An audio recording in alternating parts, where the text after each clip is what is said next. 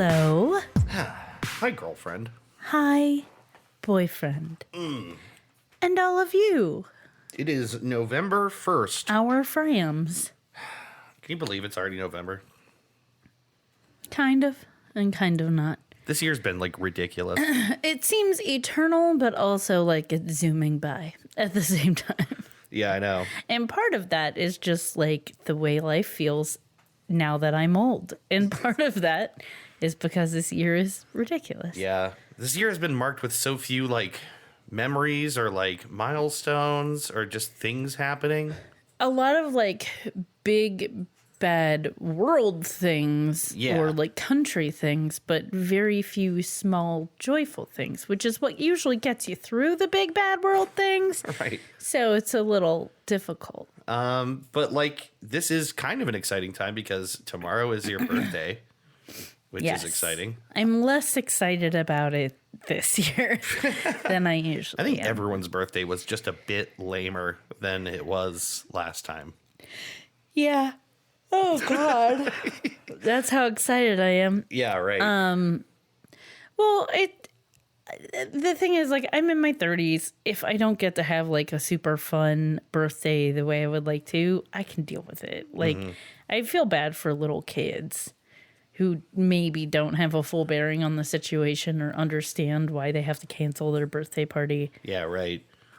I don't know. If you're a parent right now and your kid's birthday comes around, what do you do? A lot of people still have them. Just have parties. Yeah. I remember it was April Catch or COVID, something. I guess, is the answer. It was around April. I remember driving down Shields Road and there's just this big sign in balloons and 30 people in someone's front yard. And I'm like, no. No. What are you doing? Yeah. I don't know. God, it's so hard not to just think only about this is the shittiest week, right? The last couple of weeks before an election in COVID year where the weather sucks and this is easily the crappiest 2 weeks. Dave, my birthday is always on or very close to election day. There's no escaping it. This is when they do elections. So every year, it's worse on the big years. Right. The election, the presidential election years are rough, I'm sure. Yeah. Because it's congratulations, upheaval. Yeah, right. But Which shit sandwich do you prefer? yeah. But, it's not all about me. It's just mostly about me, and I can deal. I think it's about you. Nah. Yeah. Or at least we're going to make tomorrow as much about you and fun as possible, considering I every have to gesture work. is at everything, right? Yeah. Yeah, you do have to work too. Yeah. It's gonna be fun. That's okay, because that gives me a little extra time to finish out your birthday stuff. Okay. I still don't know what to. I'm so bad at your birthday. I like whatever you give me. I shrugged and realized that you can't hear that on a podcast. Yeah, shrugs audibly. I like that joke. I did want to talk about something that happened recently that I was really proud of someone in my life for. I told you this story, Dave. Oh, is this your grandpa's story? Yeah. Oh, this is awesome. Yeah, this should definitely be recorded on the podcast. So, my grandma checks in with my grandparents frequently and makes sure they're doing okay. Your And mom. yes, did I say my grandma? Yes. My mom checks in with my grandma just checks in with herself. My grandpa. How am I doing? How are we doing? Fine, thanks. And we just abandoned them to fend for themselves. No, my mom checks in with them frequently. Yeah. As does my aunt. And she brings groceries or brings food sometimes and just hangs out, makes sure everything's going okay. And she went over on Friday and she had talked to you before she went over because she was dropping something off for us. Right. And then she texted me and said, I have a story. I have to tell you something. And I was like, oh no. She knew that I wasn't going to be home quite yet. And when she asked if I was home yet and told me she has a story, now I'm worried. Yeah, she was just with my grandparents. Yeah. So I call her on my way home and she's like, were you in Pennsylvania at all today? And I was like, no, I've been at work all day. And she's like, okay, yeah, well, I didn't think so. And she tells me that my grandpa had asked her if I had been in Pennsylvania because he had gotten a call from someone who called him grandpa and said it was Christy and that she was in Pennsylvania for some kind of gathering, which it's a pandemic. Right. Not something you do. Right. And that I'd gotten into some kind of trouble and I needed help and whatnot. And I feel like these scams everyone has heard of these scams and they usually target older people. It's very easy to prey on the elderly, unfortunately. And what they hope to do is stir them into a panic, and so they don't think critically about the things they're being told. Right. So hearing, hi, Grandpa, it's me, and I need help, and blah, like, it just kind of panics you. And of course, if you're a loving grandparent like mine are, and like so many are, they're going to like be concerned and want to help right away. But luckily, true crime runs thick in this family. And so there's maybe a little level of skepticism in my grandparents that was able to poke through the little bit of panic. And I don't even know how, because I don't even think it would have been my first thought. Yeah. But my grandpa's first thought, when he started realizing, like, it kind of sounded like me, but they had, like, maybe a little bit of an accent, and it just sounded weird. And so his first thought was to go, what's your boyfriend's name? Yeah. And she didn't answer. She kept talking and talked around it. And he goes, okay, what's your boyfriend's name? And she still didn't answer him. And so he hung up the phone, pretty sure that it was a scam. But then when my mom came by, he's like, best to make sure that my granddaughter isn't in a jail in Pennsylvania. Oh, wait. So the story was jail? I think so. I've gotten into trouble. I was arrested at a gathering in Pennsylvania. Right. The gathering of the Juggalos. Whenever I think of gathering, that's what I think of. I was clowning, obviously, and I got into a you know bit me, of a rough Grandpa. spot. I'm down to clown till I'm dead in the ground. So that's what I was doing. I was whooping about my own business when I was apprehended by the police. That's so silly. Yeah. So I was just so proud of him that he me thought too. to ask something like that. I told my coworkers too, and they were like, "That's really smart." I was like, "I know." Yeah. Well, it's incredibly smart. the unfortunate reality, and like, obviously, like, very proud of him. But the unfortunate reality is that very, very often, and I've known, people, personally who've fallen prey to some scam or another. That scam or similar or like other scams. I think I told you a long while ago. We probably talked about it on this podcast where my grandpa got a call from Microsoft about how his OS was going to expire. Yeah, and their scam attempt was only thwarted because your mom and grandpa couldn't log in, and so the person got frustrated and hung up. Yeah, they like actually called at the best possible time, which was a time they had forgotten the password or got the password wrong or something like that. Yeah. And it was written on a piece of paper that was taped to the laptop, but they were using the wrong password. So funny. So it's like only by the graceful forgetfulness did they not get scammed. It happens a lot. It's not to say you're not smart if you get scammed. It's just that to have the wherewithal in the moment when someone's intentionally working you up. Yeah, you have to be very quicker uncommon. than average to thwart these things because they work. They do this because it works. I got something spicy in my eye. What? I must have had like hot sauce or something on my hand from earlier. You just touch your and eyeball. I think with I hot put sauce? it in my eye. It's okay. We're going to carry on. I had something I wanted to talk about, but Was it the hot sauce in my eye? No. Okay. Do you want to talk about that some more? No, I'm fine. Carry on. You do not look fine. Keep going. What did you want to talk about? You do like a crazy look. Okay. I wanted to talk about the emails I had to unsubscribe out of during this last shitty 2 weeks. You know what? I'm not fine. I need to put milk in my eye. I'll be right back. Okay. All right, we'll take a break. And we're back. We're back. I'm fine. Crisis averted. My eye is burning much less now. Do you just have like a little dabby of milk to put on your eye? I have a milk-soaked paper towel to dab if I shall need to dab. Okay. But yes, I've put milk in my eye. I don't even know what you would have touched that was that hot. Because, I mean, like, we did admittedly have, like, our sriracha honey waffles, chicken and waffles this morning. I'm wondering if maybe I just got, like, a touch of that on my finger or something. Yeah. Anyway, I wanted to talk about the series of horrible emails that I have been getting that were, like, so bad and so obnoxious.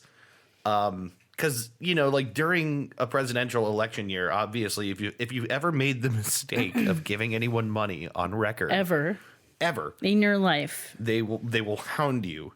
So, you know, it got to the point where I was getting, so I don't think it's like a big secret that we're like liberal people, right? Yeah. So if you hadn't guessed, then right.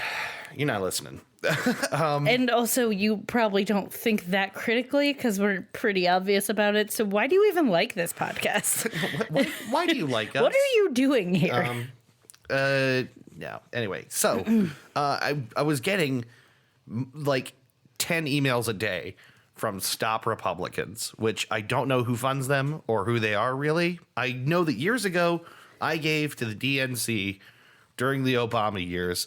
And I think this is how everybody in the world got my email address. They sold your email to everybody. Big time. So I started getting like every couple of hours, even overnight, in the middle of the night, 3 a.m, 5 a.m. Like, I'm not reading my email. Like, why are you sending me emails at this time? So it was between them and emails from the Jamie Harrison campaign, who is running against Lindsey Graham right now in South Carolina, right? Yeah. And the subject lines were increasingly like insane. Like big giant tears was one of them. Leroy, come here. Come on. Leave your brother alone. Come on. Big giant painful tears. Yeah, the painful part bothers me. Like emails like, you know, we are literally crying right now because Biden is behind 2 points. Or, you know. I've been on a few crying jags. Yeah. I wouldn't ever call them painful. So, big, like, why painful tears are they so painful? Yeah, well, unless you stick a finger full of hot sauce in your eye. True, those are painful tears. Right. Now, if they said we're pouring hot sauce in our eyes because you're not giving us enough money, and now we're crying big, painful tears, I would understand. I would say pics or it didn't happen. Yes. I want to see pics. And I'm just looking at a row of tiny Tabasco bottles thinking that's the perfect vehicle. In our eyes. In our eyes. Weird. So yeah, I started getting insane emails like that. And then the one that tipped me off and it made me laugh so much was this email about Joe Biden is behind 2 points in Pennsylvania, according to their polling, which setting aside the fact that that isn't really consistent with what all the rest of the polling says. And I would imagine they kind of cherry picked a result that would allow them to email people like this, you know? Yeah. The email content said, Joe Biden is behind, cash and points in Pennsylvania. Unless you donate now, we're going to have to abandon Joe Biden in Pennsylvania. And I just kept thinking, are they literally going to kick him off a bus? Yeah, that's what it sounded like to us. It's like they're just going to leave Joe Biden in Pennsylvania. Right. Are they just going to toss him out of a Jeep in the middle of a cornfield somewhere and then we never see Joe Biden again? So then this spurred what I did not know was going to happen. What's that? 2020 has brought us donation email fan fiction. Oh, yeah, right. From the minds and hearts of Goose Chase podcast. Yeah, you wrote a beautiful piece of fiction. Yeah, I wrote a text to our friends about our friend Mel, who's been on the podcast, mentioned just envisioning Joe Biden leaving the 7-Eleven with his snacks and everything and realizing that everyone has left him. Yeah. And so I wrote a little piece of fan fiction about that basically, which was just that it was him with a make our toilet clean again hat It looks like a Trump hat, but it says "Make our toilets clean again." I don't know why. It's just what it gas says. station bathroom. Yeah, and like some silly sunglasses. These big aviators. Yeah, and a bunch of snacks. I specifically said including nachos with that like bad plasticky cheese. He's got those. So he walks out and he's looking for the car. And it goes, but wait. Yeah, wasn't the car over there by that broken down Buick? Beat up Buick, I think is the phrase I used. And he realizes he's been left behind. He's been left. And then the voiceover comes in and says, "Don't let this happen." We're crying big, hard, painful tears. the notion of Joe Biden just like kicking up dust down some long roadway? I think he said, "Oh man, not again." I think that's what I wrote. We're going to be forced to spin Biden 3 times and push him into a field. I like the idea that this just keeps happening to him. Yeah. He's like, not again. Stop Republicans is going to abandon Joe Biden in Pennsylvania. I know Also, maybe it's only this funny to us, but I just could not.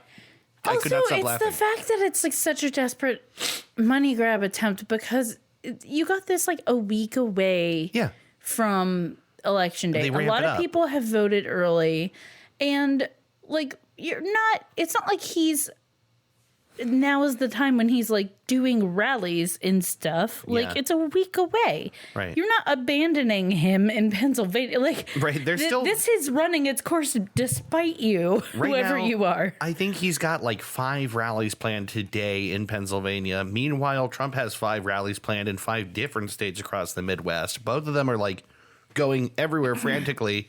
Obama's out surrogating, for Biden, and they're doing like rallies at like drive-in theaters where people are in their cars honking, like at least the Democrats are, right? So, I mean, there's plenty of activity.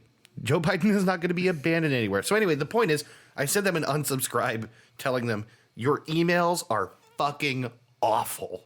Like, I hate it, and it's designed to stress me out, and I don't want it, and you should really rethink this because it's terrible. It's just so off-putting.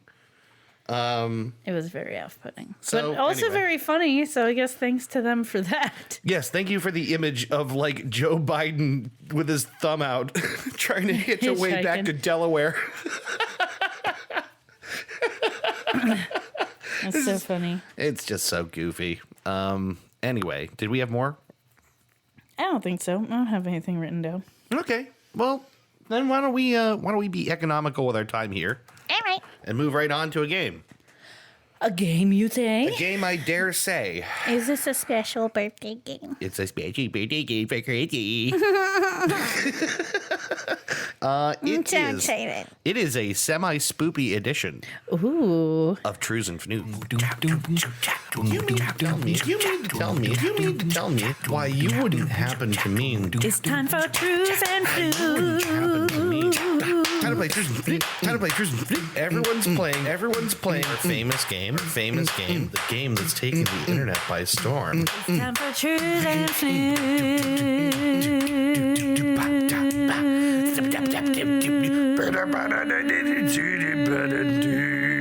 A Merv Griffin production. That's perfect. This is a semi-spoopy episode. Well, even though Halloween is one day behind us, it still feels like we're in the Halloween season, Halloween spirit. Halloween year. Right. Perpetual Halloween existence. We are living inside a full year of Halloween, so may as well. R.L. Stine wrote this year, and I just have a word for him. Edit. Yeah. You don't have to make everything bad happen. Not everything bad has to happen in 1 year. Just focus on a couple of scary things. Just like the pandemic was enough, man. Yeah, we don't need race riots and bad economy. Baby, far be it from me to tell you, esteemed writer R.L. Stine, how to do your job, but I just think we're stretching a little too much. Just focus on one thing and 1 or 2 small subplots. We don't need the murder hornet and the coronavirus coronavirus And and a big wildfires. election year and it's just too much, Economic sweetie, collapse. baby, honey. Potential war with China, all the good It's things. just too much. Pick one. Baby. Baby. All right, you ready? Yes. All right. Wait. I gotta describe the game. Yes. Do you want to know what the game is? Yes. Truths and Views is game. Is game. Is game. Truths and News is game. Truths and News is game. There is 3 news. One is false news. You decide when you hear news, which is truth or news. That was perfectly clear. No further explanation needed. Let's get these headlines. Yes. Let us play the Drop game. the accent. Number 1. No, I'm not going to do it. All right, number 1. State troopers in Nebraska responding to reports of a dead bear on a state route were alarmed and horrified when they arrived at what turned out to be a large rock covered with tens of thousands of wolf spiders. Ugh. Don't like that. Number 2. In a farmhouse in Montpelier, Vermont, a family is recovering after finding a man had been living in their attic and walls for several weeks. The man, previously charged with arson, had escaped police custody at a rest stop en route to jail for trial. These are just terrifying. Number 3. In the week before Halloween, a homeowner in Richmond, Texas, attracted national attention and support over her battle with her homeowners association, which has demanded she take down her yard decorations of pole dancing skeletons. Less scary. Okay, I think all of these are real. I'll read them again for you. Yes. Okay. Number 1, state troopers in Nebraska responding to reports of a dead bear on a state route were alarmed and horrified when they arrived at what turned out to be a large rock covered with tens of thousands of wolf spiders. Number 2, in a farmhouse in Montpelier, Vermont, a family is recovering after finding a man had been living in their attic and walls for several weeks. The man, previously charged with arson, had escaped police custody at a rest stop en route to jail for trial. Number 3, in the week before Halloween, a homeowner in Richmond, Texas, attracted national attention and support over her battle with her homeowners association, which has demanded she take down her yard decorations of pole dancing skeletons.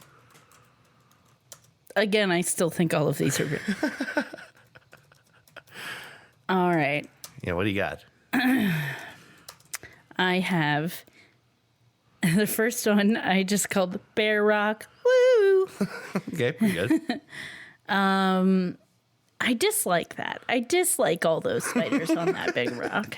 Tens of thousands. It's a lot of You spiders. said wolf spiders? Wolf spiders. Where was it? It was in Nebraska. Okay. Second one I have that wasn't a meaningful okay. I was just saying. I was like, what is she? Is she Nebraska wolf spiders? I don't know. I'm I not don't buying think it. they're native to Nebraska, buddy. I know kind of a lot about the, The wolf migratory spider. patterns of the wolf spider. Number 2, escaped convict in your attic. Still less terrifying than the movie Flowers in the Attic. Oh, I don't know what that is. You don't need to. No, it's V.C. Andrews, I think, is the author, and then it was turned into a movie, and it's just a really horrible story about incest and abuse and all kinds of great things. Feel good movie of the year. Yep. Third one, get that bag of bones off that pole. Get that bag of bones. Get that bag of bones. Get that bag of bones off Get that it pole. off that pole. Get it off there. that out your front yard. This is how the homeowners association talks. Them's is indecent pelvises. Well, what do you got? I don't know. I think they're all real. The thing is, they might be. I try, obviously to make stuff up that I think might not actually have happened because it would feel like cheating, but Right. it could have. They could have all happened. I'm going to go with the homeowners association in the skeletons on a stripper pole because this seems like what happens when someone moves in somewhere with the homeowners association and they put out like normal decorations and Yeah. then homeowners association takes issues, and so it just escalates and escalates and escalates. Yeah, like I'm just gonna make this more and more of a pain in the ass because you can't make me. Yeah. And also I want it to be true. I want to see those decorations. You gotta tell you got it. Really? You got it. Was it one of the 12-foot skeletons? No, it was hard. It was hard to tell by the pictures what the scale is. Yeah. But this person, so initially they had just like different skeletons arranged in different positions throughout the year, right? Scary. Yeah, spooky, scary. That's a reference to Drew. Yeah. He once forgot the word skeletons. Yeah, like you gotta say the full phrase, spooky, scary skeletons. But she kept going, spooky, scary. That was so funny. But yeah, no, so these homeowners had been arranging skeletons in like fun little dioramas and arrangements and stuff, right?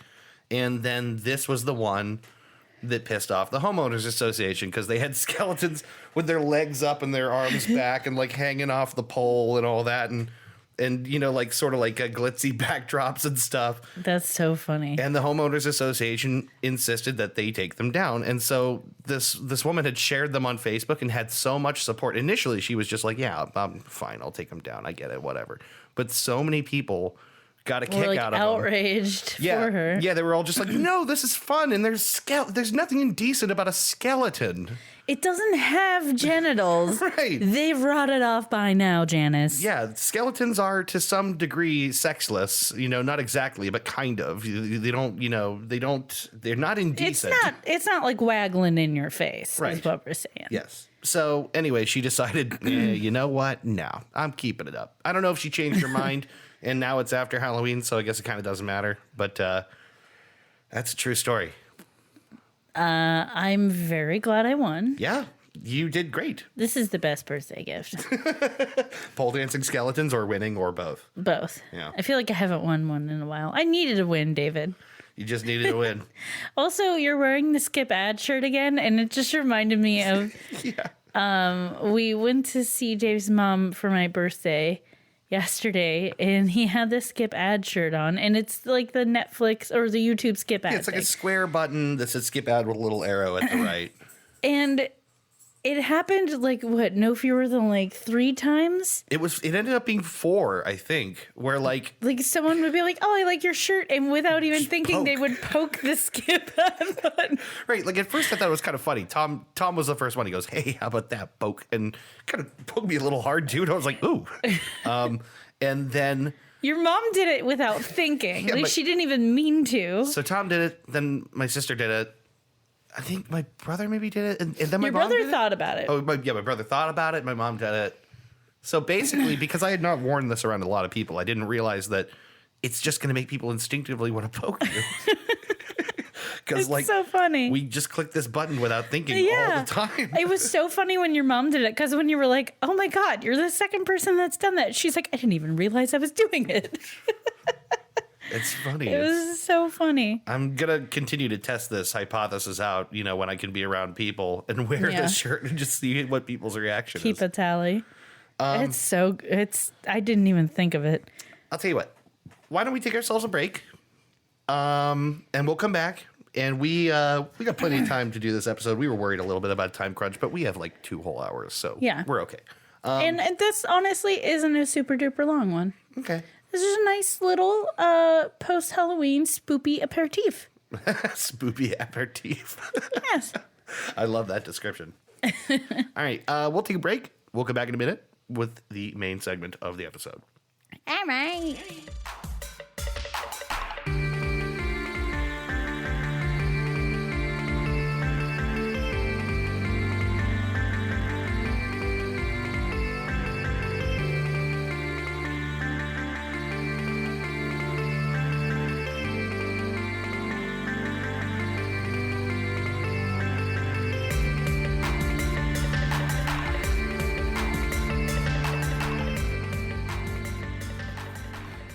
We are back. We are back. I should have got more coffee, but I'm starting to think I shouldn't drink as much coffee as I do. I've just been watching. Yeah, you know, I've had to talk you down like anxiety ledges multiple times because you drink too much coffee. Yeah. So I agree. It's been going real fast lately, the coffee. Yeah. And there's like we should, I don't know, I don't even know if this is interesting for podcast talk, but like we have like 6 empty coffee tins sitting in the kitchen, and for some reason I'm like a Great Depression grandpa where I'm like, no, we need to keep these and put stuff in. He's like, I gotta figure out what to do with all these coffee tins. I was like, well, can we not just throw them away? And he's like, well, yeah, but it just feels like we should put stuff in them. And I'm like, we don't need to do that. But the thing is, it feels right to me because that's what my grandpa did with coffee tins. Yeah. Is just like they were full of things like bolts and staples and brushes and all kinds of weird things. And for some reason, it feels to me like you're not supposed to throw away a coffee can. With the frequency at which we acquire new coffee cans, I think we could spare them. Yeah, I know that but that's true. But if anyone logically wants a coffee can for storage, let us know. We got you covered. I just think it's like these like habits that you just like do. One of my favorite things is just like learning the weird little things that people do, like without thinking about it. Like that's such a weird thing about you that you're just like, well, I gotta put things in it. It's a less extreme version of the poop knife thing, where like you realize that some other people might be living real differently from you, and you had no idea. What am I gonna do with all these cans? Can't just throw them out. Can't throw them out. What are we gonna put in them? When we gotta put stuff in something, we're gonna wish we had a can. It's like, fucking, I know it's insane, but it's just like the stuff you learn by example. It's so funny. Anyway, let's move on. What do you got? All right. Little lead up for you. Okay. There's nothing creepier than all of your coffee cans. No. There's nothing creepier than an abandoned town. Okay, yeah. It's the mystery of what happened. Where'd everybody go? Why'd they just leave everything behind? Mm-hmm. And stories like this tend to catch the imagination. You can't help but get a little lost down rabbit hole. We saw all that in our episode on the lost colony of Roanoke, a settlement lost to time with sparse clues left behind. But our topic today is creepier still because it's not a town lost to time. It's a whole 20th century town simply abandoned. Okay. So let's dig in and discuss Helltown, Ohio. Okay. I think I know this. I think I've heard of this before. I'm sure you have. I don't think we've talked about it. We haven't. But not on here. But I have heard of it. First, some facts. Let's get our geography on. Mm-hmm. I'll put on my geography hat. Okay. Helltown is the colloquial name for the village of Peninsula in Boston Township, one of the 9 townships, the oldest township in Ohio's Summit County. Oh. Wait, it's in Summit County? Yep. It's about 23 miles south of Cleveland and 53 miles west of Youngstown, where we're from. Mm-hmm. And the area called Helltown contains many homes, a church, cemetery, at least one abandoned school bus, lots of do not enter and trespassing signs. So let's talk about some of these notable places and the stories surrounding them. Mm-hmm. I will warn you, this is not a super long episode. That's okay. The church was a Presbyterian church called the Mother of Sorrows, chipper name. It was decorated with upside-down crosses, which was common for the Gothic Revival style, which it was built in. Wait, really? Yeah, if you look at it, it's definitely like a design implement. It's not just like a bunch of upside-down crosses on it. It's just like the beams were like a cross beam was added, and it makes it look like an upside-down crucifix. But it was part of the style. Okay. But because of that, because it's already creepy, it's just an abandoned town, and it's very wooded in the area too. I imagine everything is kind of grown and up most and people over would probably go check this out like at night. So it's like already creepy. You have an old abandoned church, what looks like upside down crosses. Of course, rumors abound about satanic rituals. Sure. And animal mutilations taking place inside the church. Right. Things like that. But what's usually actually happening is like teenagers spooking themselves out. Yes. Going there at night. And then you have the Crybaby Bridge, which is a common theme in any story of a haunted area. In particular, this tale states that if you park on the bridge, you'll hear babies crying in the woods. You may come away with a child's handprint on your car window. I know there was a place my brother went to at least once when he was like in high school where there was a story like this, like if you went over the bridge, your car would stall out, kind of thing. There's always a creepy bridge. And often a crybaby bridge. Like often you hear like children crying or someone crying. It's really, I don't know why this is a theme. Yeah, but I don't know either. I don't know where that would have arisen. Like what's the connection between babies and bridges? It's just creepy. Yeah. There's an abandoned bus said to be haunted by children who were murdered or by their murderer. Okay. It was told that you could see the ghosts of one or both for a time. You could glimpse a family on the bus, but they were actually real people temporarily living there because their home was being renovated, supposedly. That's the So just like real explanation people. of that.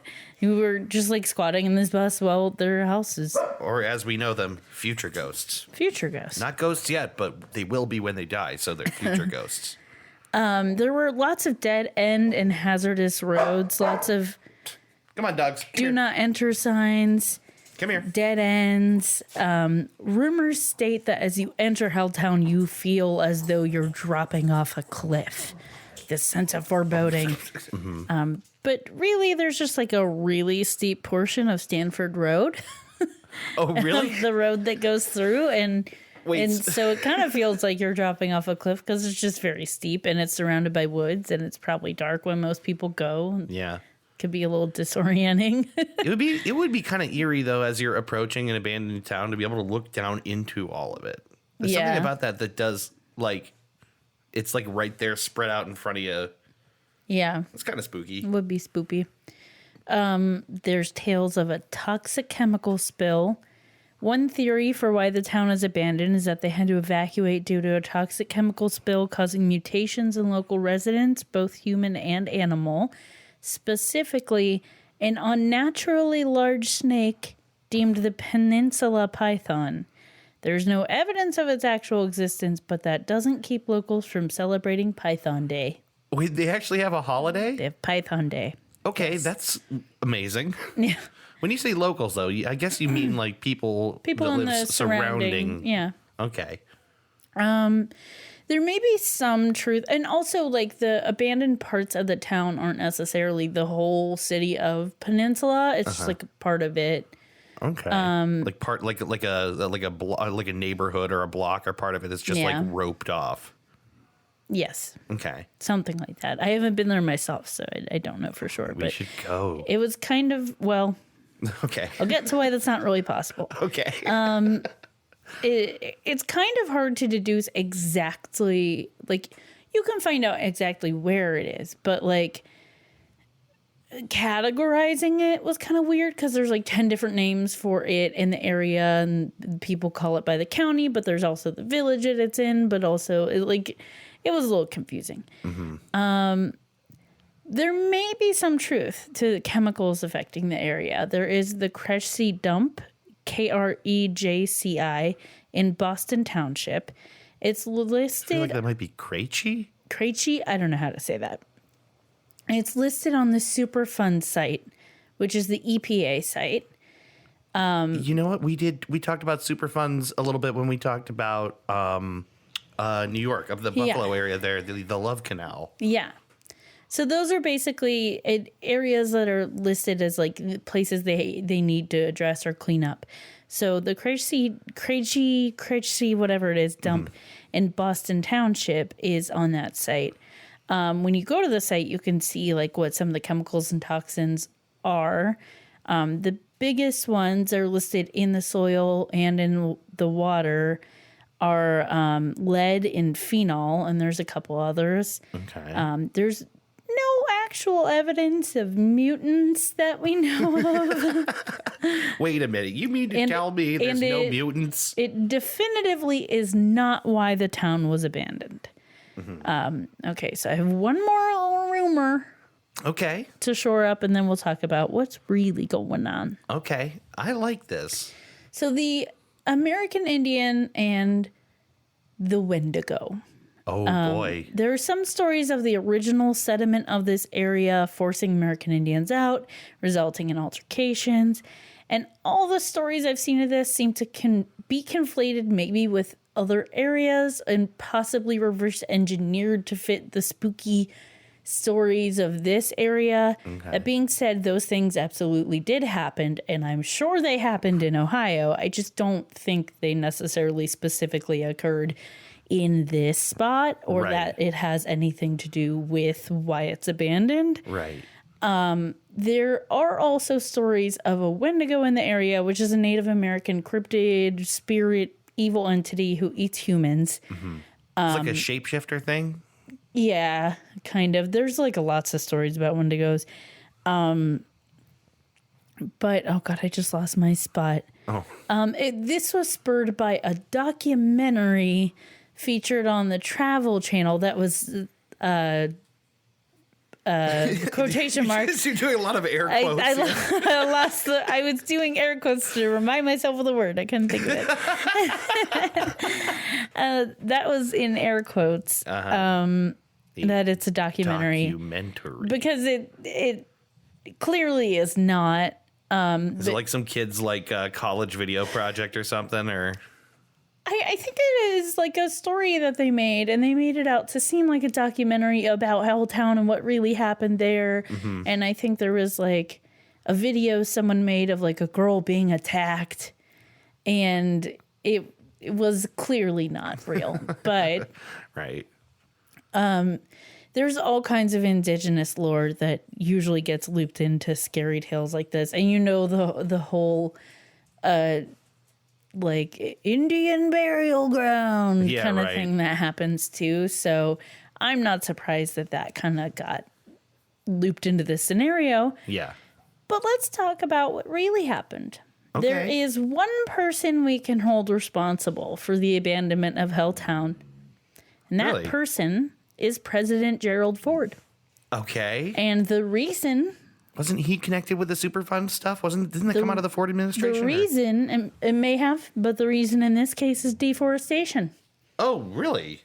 Because in the 70s, deforestation had become a large concern. Okay. There was a push to invest in and expand parks and wooded areas. So in 1974, in an effort to save the forest, President Gerald Ford signed legislation that enabled National Park Services to purchase land and use it to create national parks. Oh. As a result, on December 27th, 1974, hundreds of acres, including land within the township of Boston, were officially designated a national recreation area. This legislation gave the federal government the ability to buy land and homes out from under their owners to clear the way for national parks. The government acquired land in and surrounding Boston Township, and there were no negotiations. If the government wanted your land, they took it. That's crazy. They could just declare, hey, you're in a park now. Yeah. And so, we're going to give you what we think your house is worth, by the way, and goodbye. So obviously not good for those forced to leave their homes. They had no say in the matter.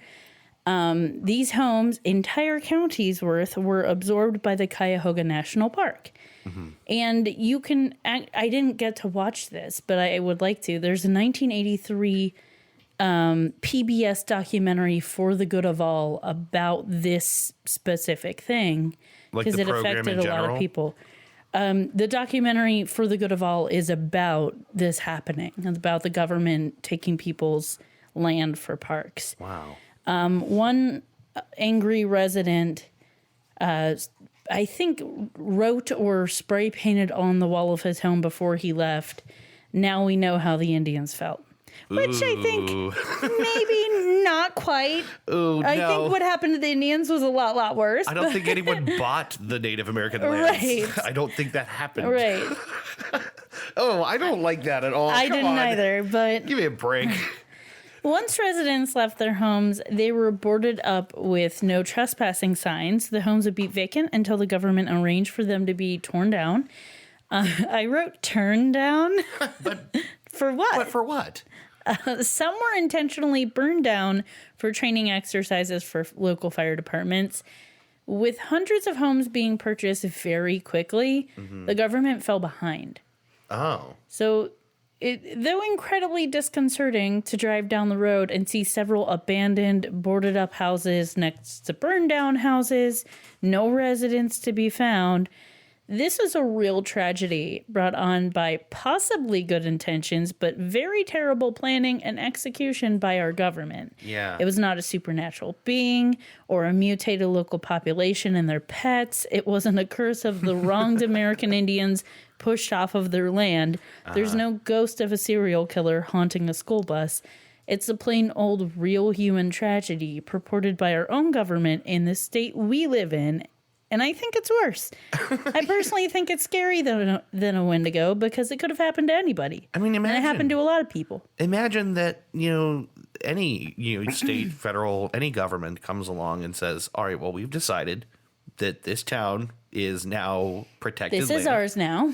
And sure, we'll give you, we'll throw some change at you, but more or less you have to leave. Yeah.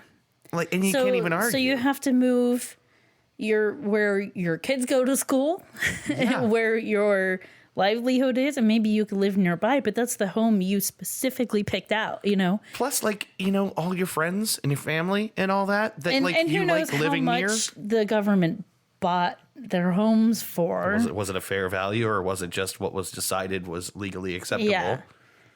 So that's very upsetting. And the reason we can't go there is that as of 2016, there is no more there to go to. The last of the homes have been torn down and absorbed into the park. So. Oh, okay. So whatever we was could left potentially of the town. go to the park. Yeah, right.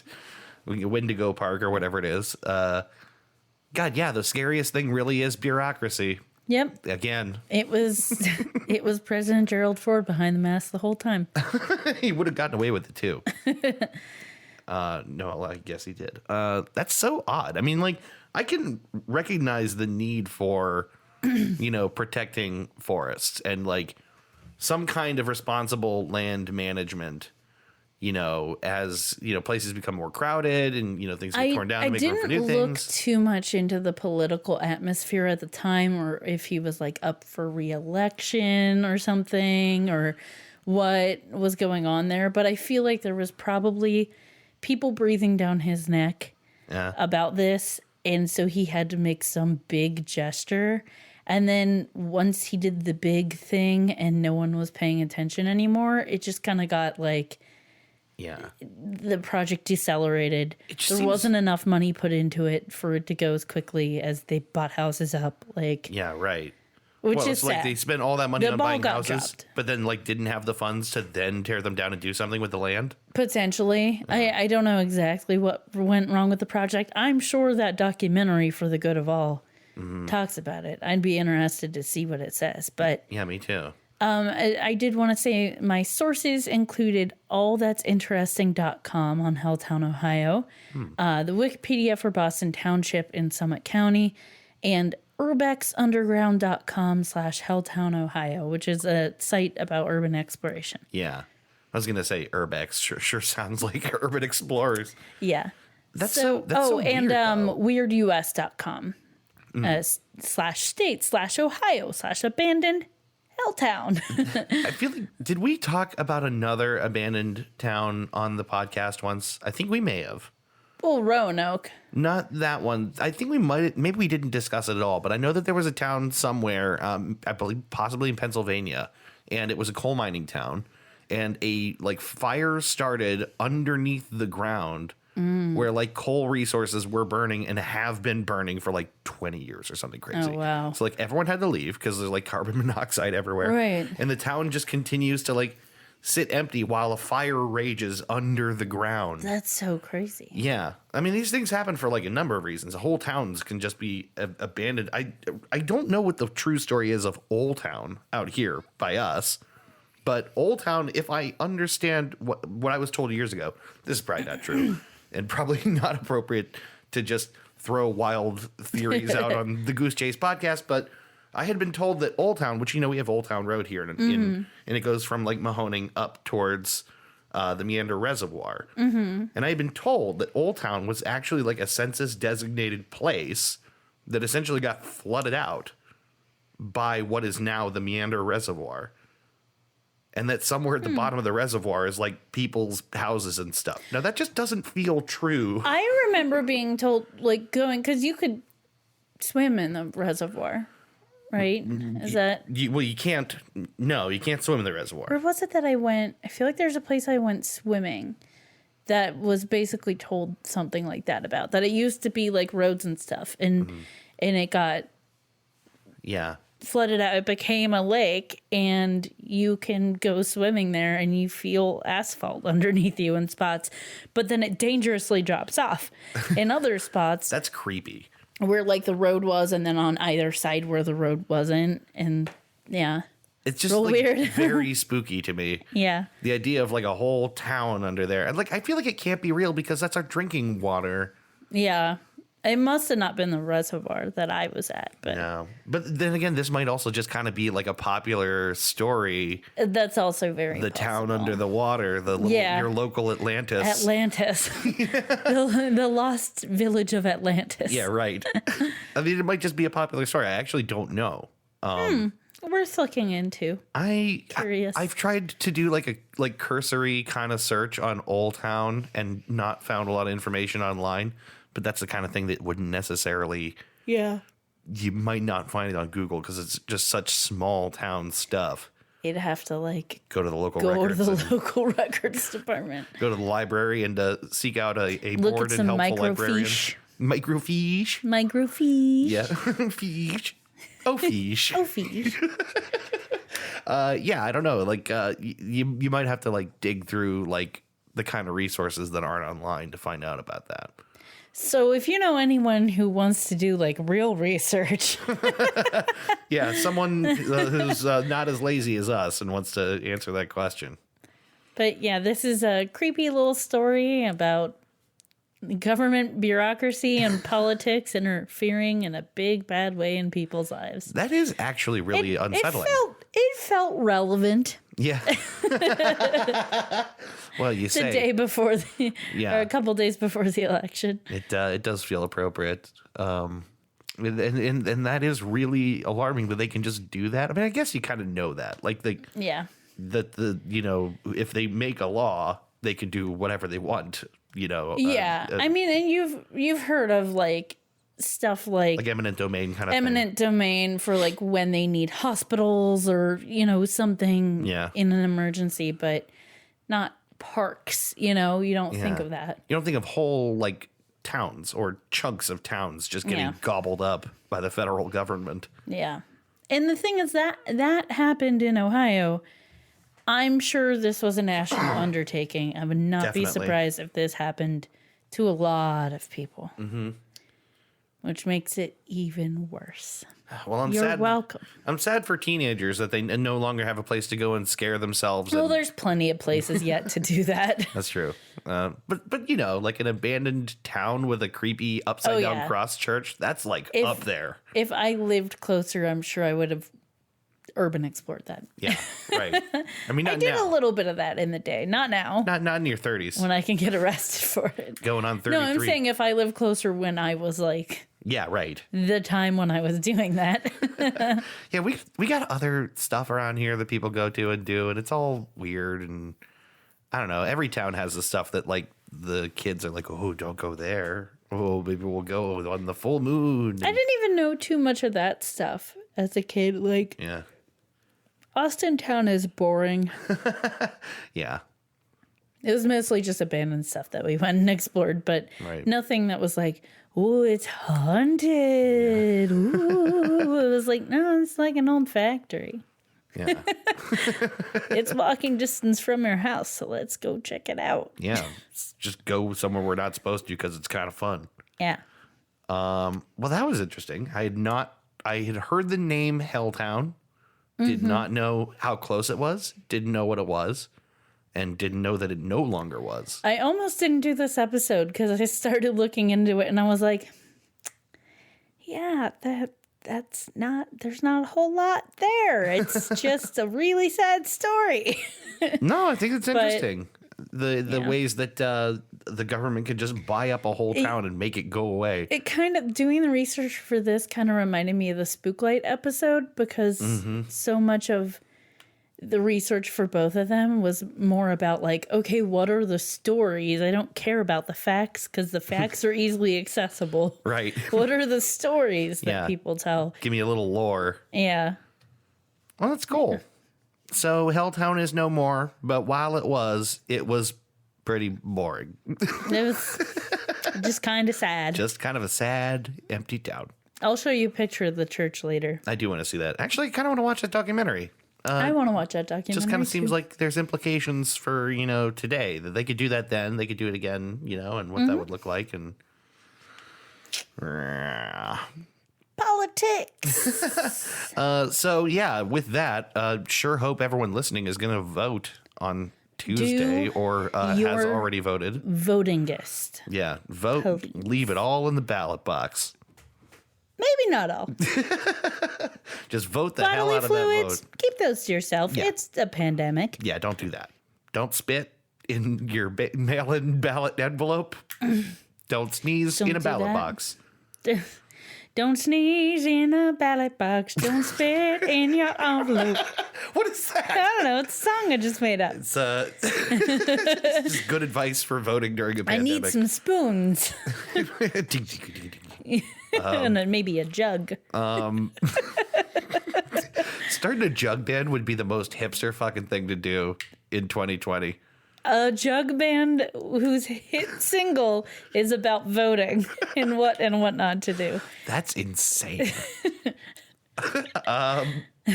Yeah, you know what? Let's just stop now while we're ahead. Don't sneeze in your own. Yeah. All right, I'm done. All right. Thank you for listening. Please vote. Fucking please vote. Just vote. If you haven't voted, vote, please. Baby, sweetie, honey. Just vote. Just please do it. And I guess we'll be back in a couple of weeks. All right. With another episode of Goose Chase. Goose Chase. Thank you for listening. Thank you. Thank you. Thank you. All right. Bye-bye. Bye. You've been listening to Goose Chase. We are Goose Chase Podcast on Facebook and Twitter. On Twitter, our handle is @GooseChasePod, and our website is www.goosechasepodcast.com. If you have any topics you'd like us to research, please email us at goosechasepodcast@gmail.com. If you like what we do on the show, please rate and review us on iTunes and Google Play. Want to go on a goose chase? Ooh, yes.